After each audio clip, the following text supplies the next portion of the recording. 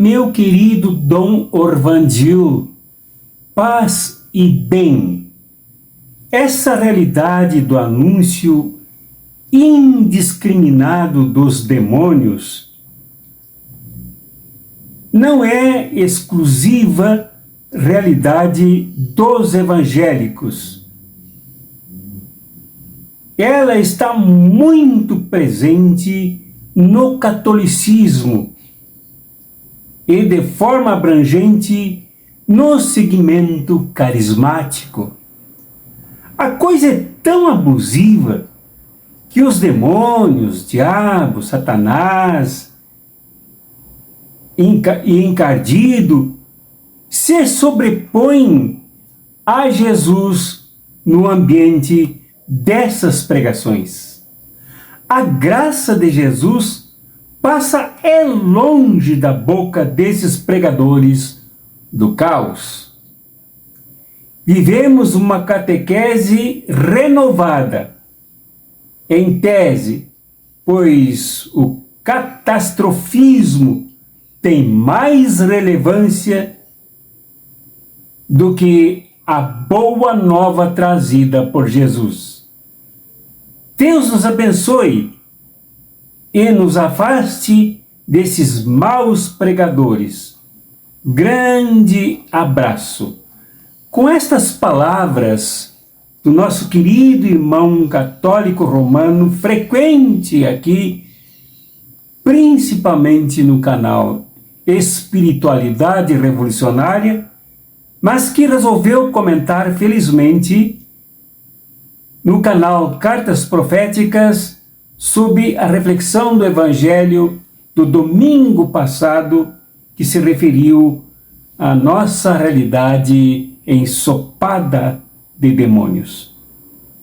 Muito obrigado, irmão Santos Guarani, por sua generosidade em fazer este comentário.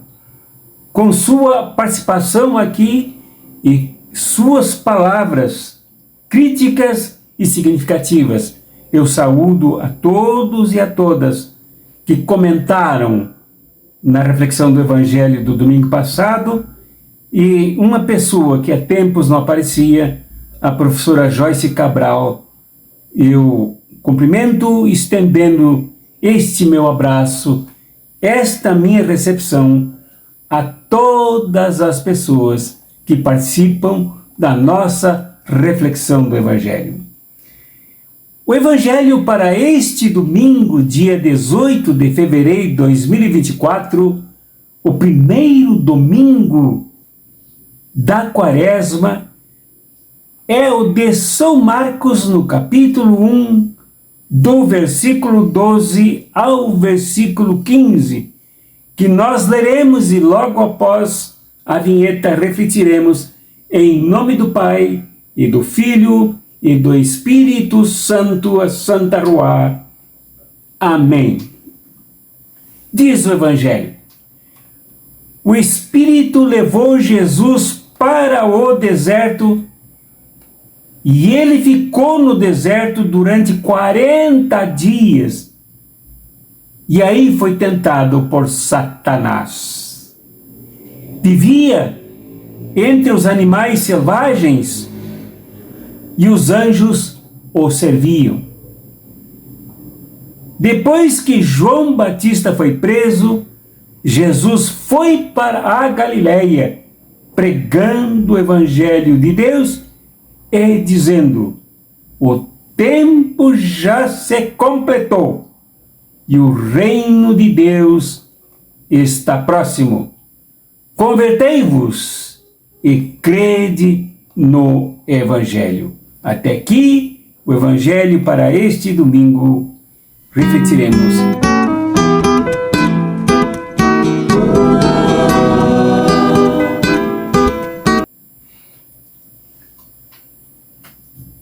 Como acontece todos os anos,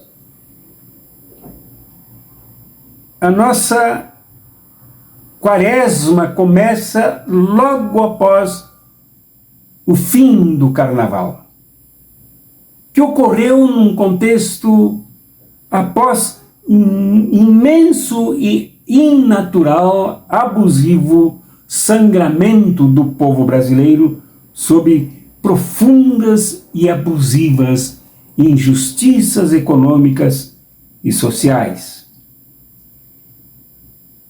Então é providencial que nós tenhamos diante de nós, justamente nesse primeiro domingo, este Evangelho escolhido pela Comissão Ecumênica Internacional.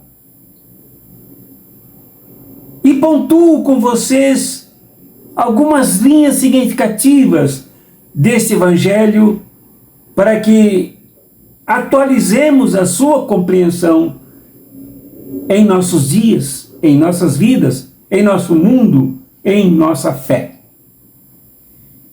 Primeira linha que pontuo aqui é o fato de que o Espírito Santo, que é o próprio Deus em ação, que é o sopro divino, a nova ruá sobre a realidade que levou Jesus para o deserto.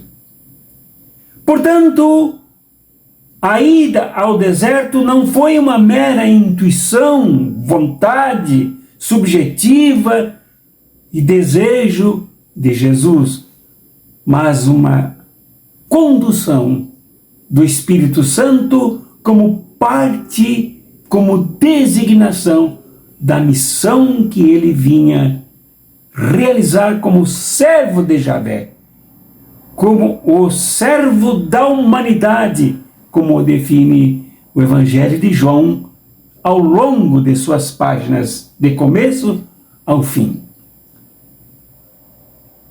O deserto é muito simbólico em toda a Bíblia. Ele tem representações diferenciadas, mas sempre acaba sendo o lugar de aprendizado, o lugar de libertação das correntes da escravidão, como, por exemplo, ocorreu com os 40 anos com o povo hebreu pelo deserto, se educando, rompendo a dependência da escravidão, da opressão sofrida sob o tacão, a espada, os grilhões, os crimes e abusos de poder dos faraós. O deserto também foi momento de inspiração para Moisés na construção das designações, das leis, das normativas, do êxodo, da libertação que se construía pelo deserto. Os 40 dias também foram simbolicamente do mito do dilúvio para a recriação do mundo, para a recuperação da natureza, para a harmonização do ser humano no mundo, como o próprio Gênesis, que temos como leitura aqui também na lista de textos indicados pela Comissão Ecumênica Internacional, que mostra que Deus faz uma promessa de nunca mais permitir que o ser humano caia e agrida a criação. Foi no deserto, foi no dilúvio de 40 dias, como o tempo que Jesus vivenciou aqui neste deserto. 40 dias que não significam justamente 40 dias com tantas horas cada dia, com 24 horas cada dia, mas um símbolo que representa educação, purificação, aprofundamento do compromisso salvífico, libertador, agora no caso de Jesus. Então aqui Jesus vivencia, como nos informa São Mateus e também teologiza São Lucas, Jesus lutou com poderes imensos sobre ele, mas além disso, dentro dele mesmo.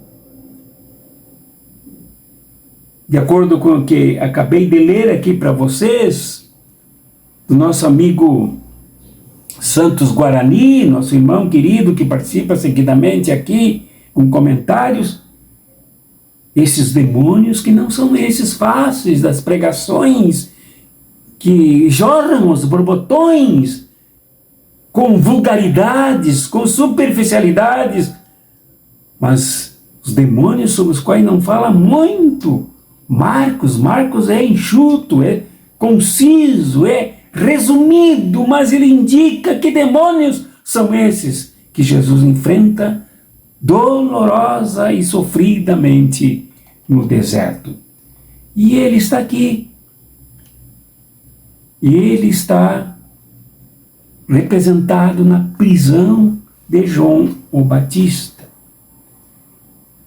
Esta prisão de João o Batista não foi meramente por uma questão moral, por João se colocar sob a janela de Herodes e acusá-lo de adultério, de imoralidade, de bacanal, mas porque, como nos informa Flávio Joséfos, o historiador judeu que tinha um encanto especial por João o Batista, este amedrontava Herodes. Herodes tinha medo de João o Batista, por isso o prendeu. Multidões não provocasse jamais um levante, uma insurreição contra a demonicidade, a satanicidade encarnada e extremada por Herodes. Esta figura esdrúxula, membro de uma família que já vem de Herodes por muito tempo, muitos anos anteriores,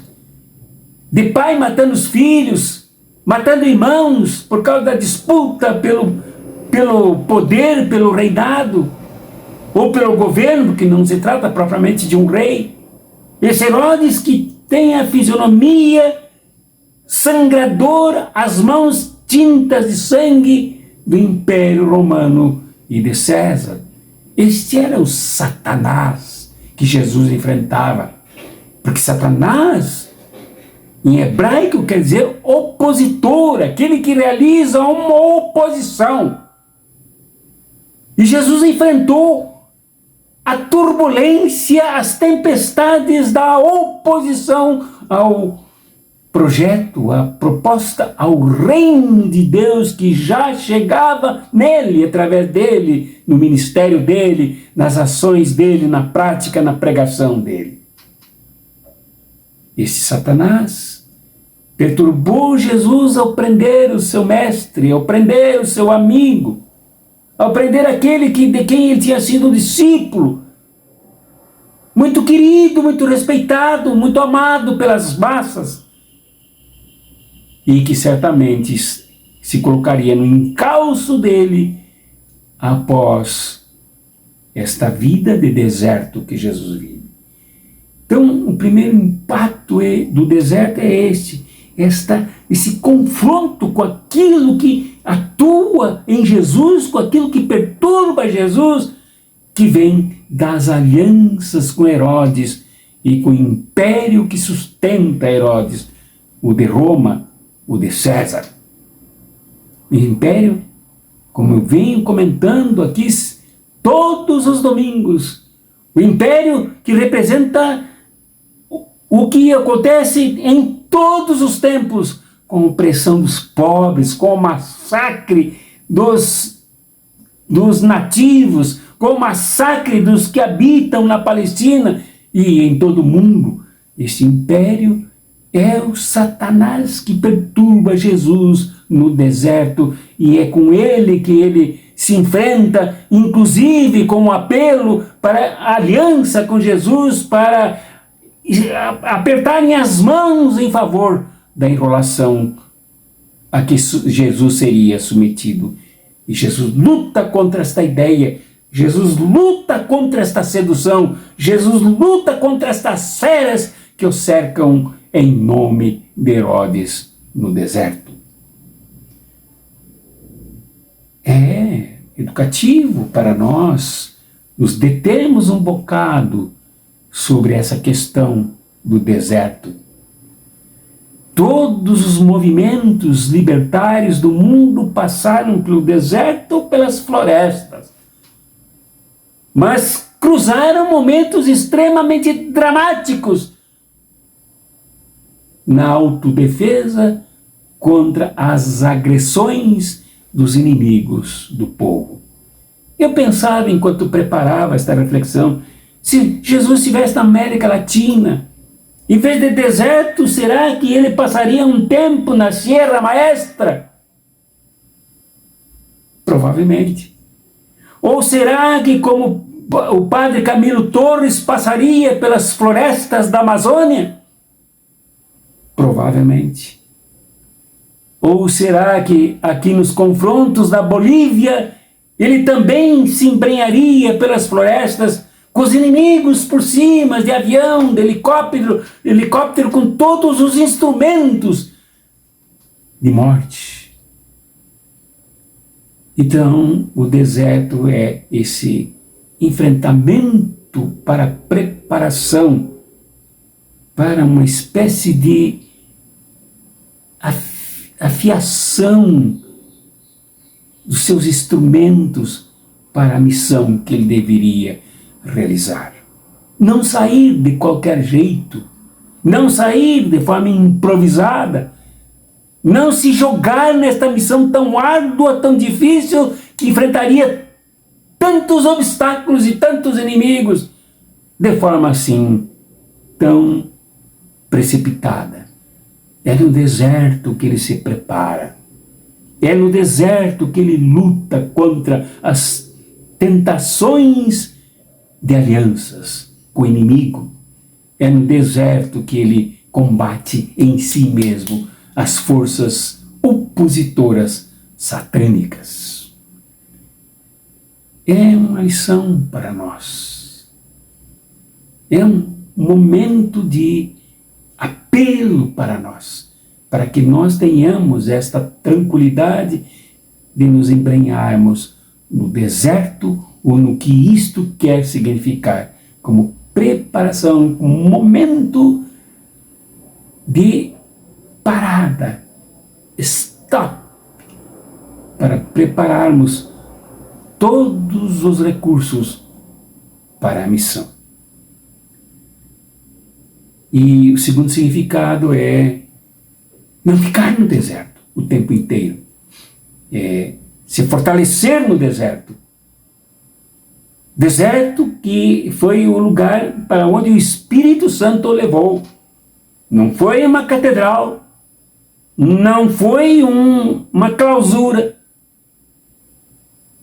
não foi um ambiente confortável de retiro, como ocorreu com muita gente agora durante o carnaval, que se refugiou em retiros, em louvores a um Cristo absolutamente glorioso, e não este aqui do deserto. Este aqui, embrenhado no deserto, foi levado para o meio das feras e para conviver com o transcendente, com os mensageiros que o alimentavam, que o confortavam, neste, entre parênteses, dramático, que é o deserto. E dali ele saiu. Ele saiu para onde? Ele saiu para um turismo, ele saiu para dizer, bater no peito, dizer, olha, agora estou cheio do Espírito Santo. Ele me levou para o deserto e tive uma experiência profunda de espiritualidade. Da mesma forma que Marcos não fala muito sobre outras coisas, ele também não conta nada disso. Mas diz que depois que João Batista foi preso, Jesus foi para a Galileia.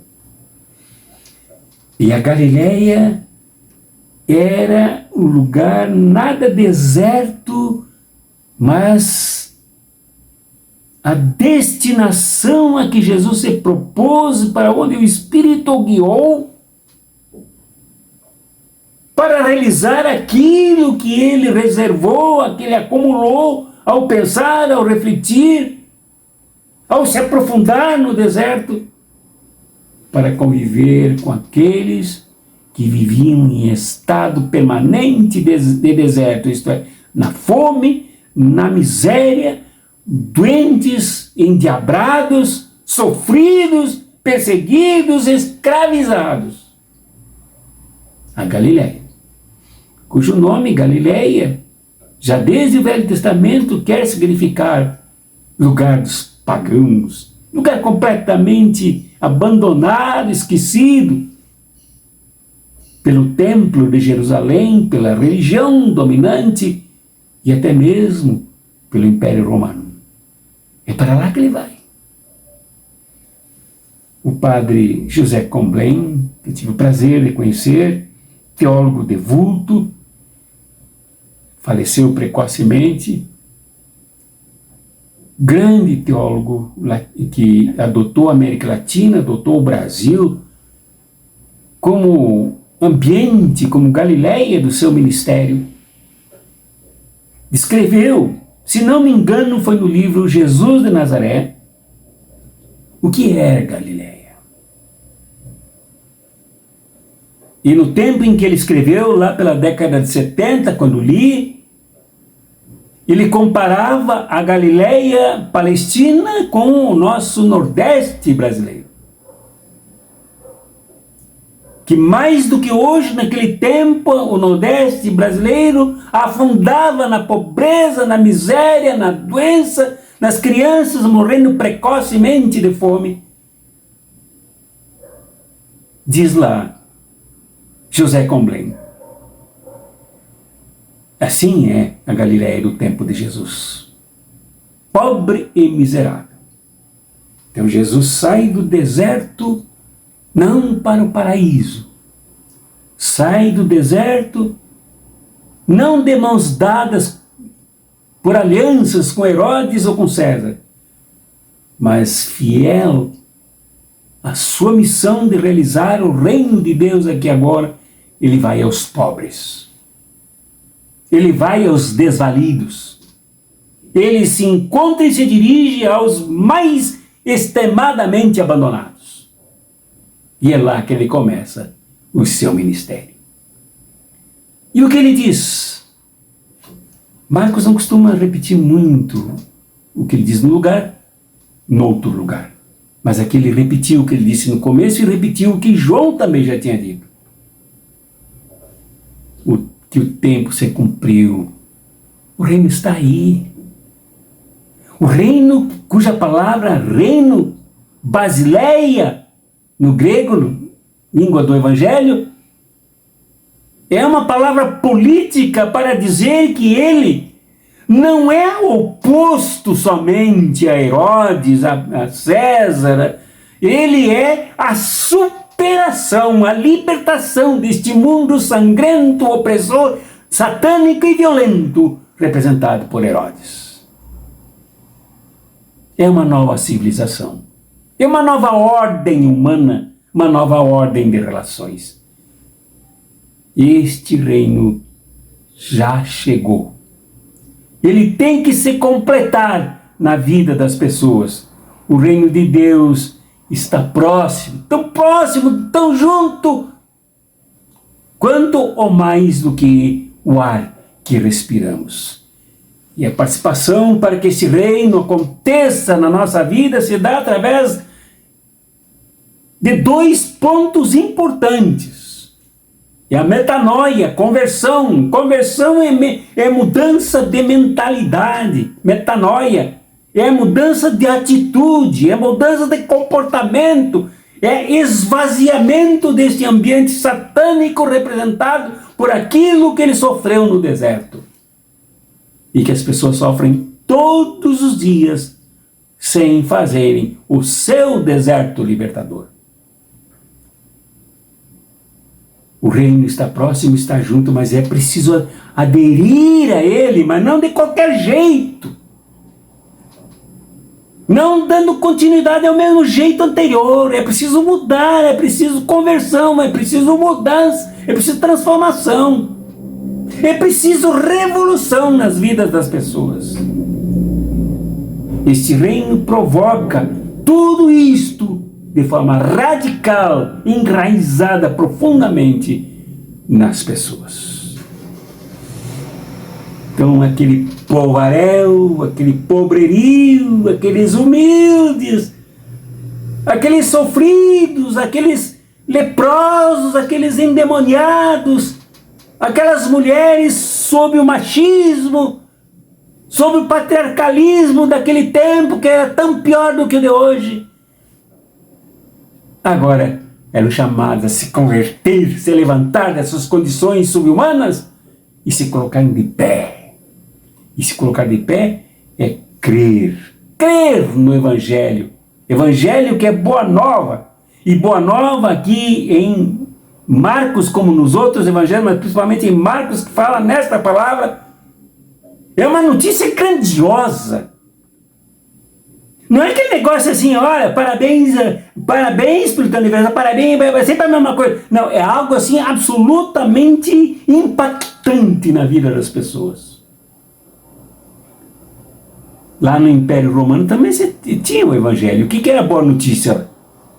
E quando anunciava que o rei vinha visitar a população. Então corria a notícia, isto era Evangelho. Ou então quando o rei fazia aniversário, anunciavam para todo o império que o rei naquele dia aniversariava, então isto era Evangelho. Qualquer coisa que vinha de cima do império era Evangelho, era notícia, era nova, novidade. Agora aqui Jesus fala do Evangelho que deve ser um impacto profundo a partir dos pobres. Não vem do reino dos poderosos, mas dos pobres. Passa pelos pobres, levanta os pobres, acontece nos pobres. É boa notícia que faz a gente sentir por dentro quente, caloroso, gostoso, ao mesmo tempo que refrescante, mas que levanta as populações, levanta o povo, faz discípulos, encoraja, dá sentido novo para a vida.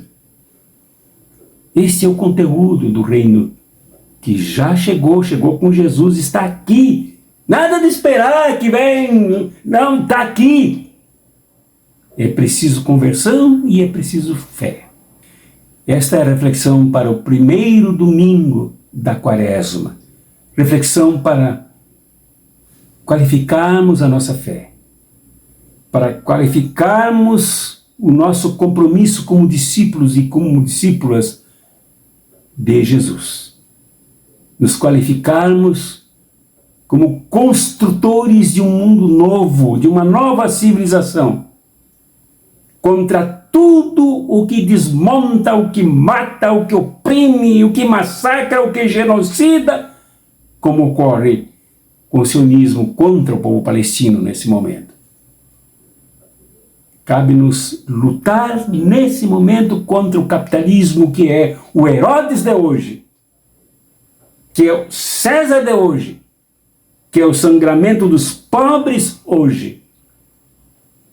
E cabe-nos incentivar a que os pobres não sirvam de bucha de canhão para os inimigos de suas causas, mas sirvam a esse propósito do reino que já chegou, para nos converter e nos encher, plenificar e oxigenar de fé. Fé. Mais fé. Que a bênção de nosso Senhor Jesus Cristo, na sua graça, o amor de Deus que é Pai e Mãe, e o sopro do Espírito que atuou em Jesus, o levou para essas experiências tão profundas, fortes e impactantes,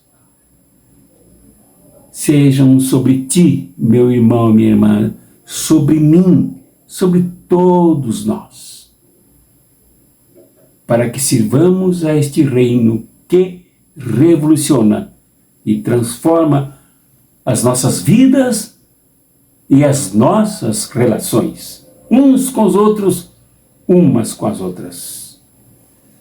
Em nome do Pai, e do Filho, e do Espírito Santo. Amém.